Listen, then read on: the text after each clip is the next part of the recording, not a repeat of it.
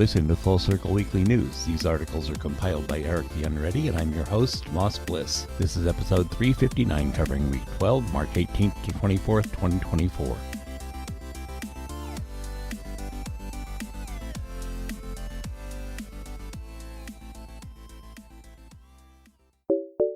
Fabrice Lefessant summed up the development of the GNU COBOL compiler, which allows you to translate COBOL programs into C for subsequent compilation using GCC or other C compilers. The project has reached maturity, ready for use in industrial systems and able to compete with proprietary solutions. GNU COBOL's competitive advantages include support for 19 dialects of the COBOL language, high performance and cross-platform, allowing the toolkit to be used on Linux, BSD, Mac OS, Windows, Android, and many proprietary Unix-like OSs. GNU COBOL is in use by commercial companies and banks which are transferring backends written in COBOL to GNU COBOL from the proprietary Micro Focus compiler. The transition to GNU COBOL allows increased productivity and ends lock-in to one vendor. We also note the publication of the first version of the integrated development environment SuperBOL Studio, written in the Zero Camel language and distributed under the AGPL v3, MIT, and ISC licenses. SuperBOL Studio is an extension to VS Code that works with the GNU COBOL compiler and is designed for developing, debugging, and profiling COBOL projects, and it also provides a language server protocol server implementation for integrating COBOL code navigation, parsing, and editing tools into another IDE. Microsoft has open-sourced Garnet, the NoSQL system designed for creating caching stores and compatible with existing client libraries for Redis storage. Garnet supports the creation of scalable data caching clusters that can use replication, key migration, and data sharding across cluster nodes. The project is written in C# with Storage Core in C++. It is opened under the MIT license and can run on all platforms supported by .NET, primarily Linux and Windows. GNOME 46 was released. To quickly evaluate the capabilities of GNOME 46, specialized live builds based on OpenSUSE and an installation image prepared as part of the GNOME OS initiative are offered. GNOME 46 is also already included in experimental builds of Ubuntu 24.04 and Fedora 40. The Wayland Protocol's 1.34 package was published, complementing the capabilities of the base Wayland protocol and providing the capabilities necessary for building composite servers and user environments.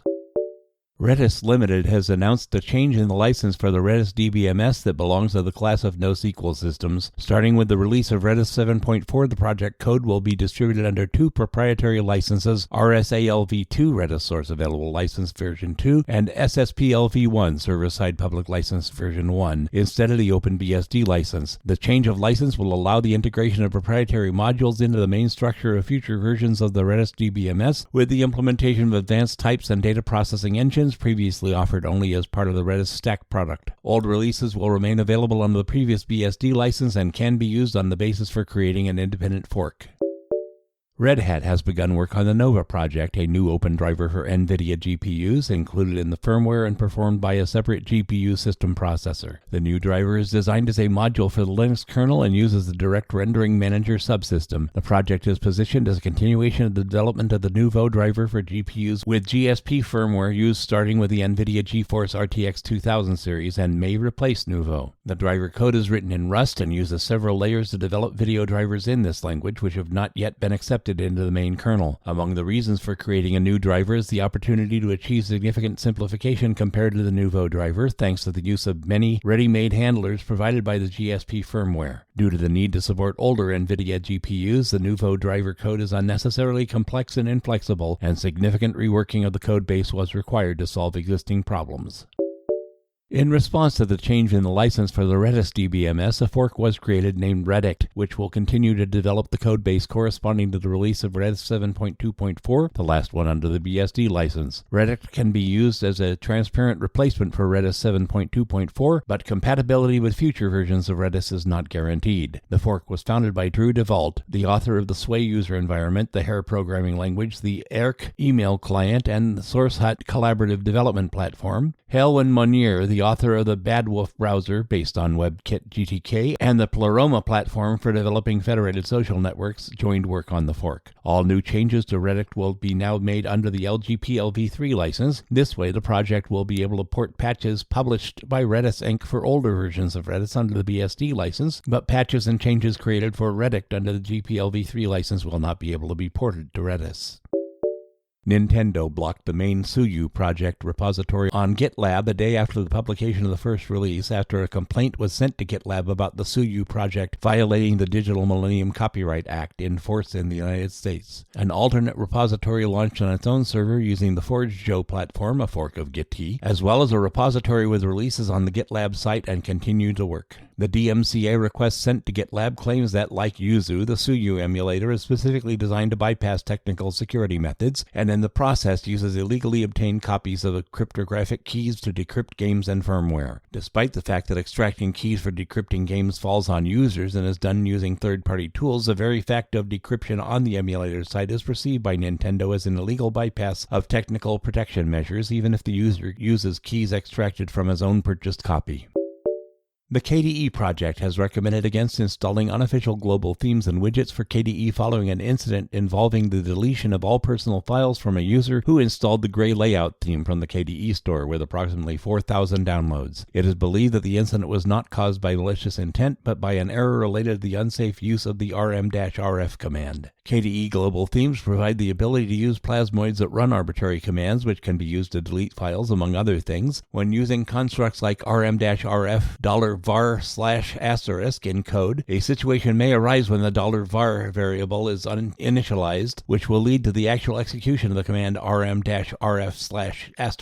Previously, similar errors appeared in the initialization or installation scripts of Squid, Steam, Yandex Disk Indicator, and Bumblebee. The KDE developers intend to audit third-party themes posted to the KDE store directly to identify similar errors and also organize warnings when installing themes posted by third-party users. The first alpha version of the etcd-operator project has been published, developing tools to simplify the deployment of etcd distributed storage in a Kubernetes environment and management of etcd clusters. The toolkit can handle tasks such as mode deployment, configuration, management, scaling, and disaster recovery. The configuration is specified in YAML format. The project code is written in Go and distributed under the Apache 2.0 license. The developers of the Pale Moon browser plan to increase the CPU requirements in ready-made builds. The reason given is the desire to use AVX processor instructions to significantly speed up the browser. The change is planned for summer 2024. To use the new builds, you will need a processor that supports x86-64v2, which has been used by processors since approximately 2009, starting with AMD FX and the first-generation Intel Core i7 Nehalem. The x86-64v2 microarchitecture is distinguished by the presence of extensions such as SSE3, SSE4_2, SSSE3, POP CNT, LAHF-SAHF, and CMPX-CHG16B. Over the past week, users of the Pale Moon browser have been experiencing failures when passing Cloudflare's DDoS attack protection. At some point, the problem appeared to be resolved, but it reappeared at the end of the week. A new version of Battle for Wesnoth 1.18 is available, a cross-platform turn-based fantasy strategy game that supports both single-player campaigns and multiplayer online or on a single computer. The game code is distributed under the GPL v2 Plus license, and game resources, including graphics and sounds, are licensed under GPL v2 Plus and Creative Commons BY-SA licenses. Builds are prepared for Linux, Windows, Mac OS, and iOS. The game is also available through Steam. The new version offers a new campaign for Drake, Winds of Fate, dedicated to seafarers and the exploration of new continents. The oldest Loyalist campaign, Eastern Invasion, has been completely redesigned. The Quenoth campaign, Under the Burning Suns, has been reworked. They updated the map King of the Hill. Graphics performance has been significantly improved and the rendering system has been upgraded. A 60% increase in FPS has been noted. The balance of power and multiplayer game parameters have been changed. Improvements have been made to the map and scenario editors. Support for achievements have been implemented. Added a section with the history of multiplayer games. Many units have been improved and animation effects have been modernized. The possibilities for developing add-ons have been expanded.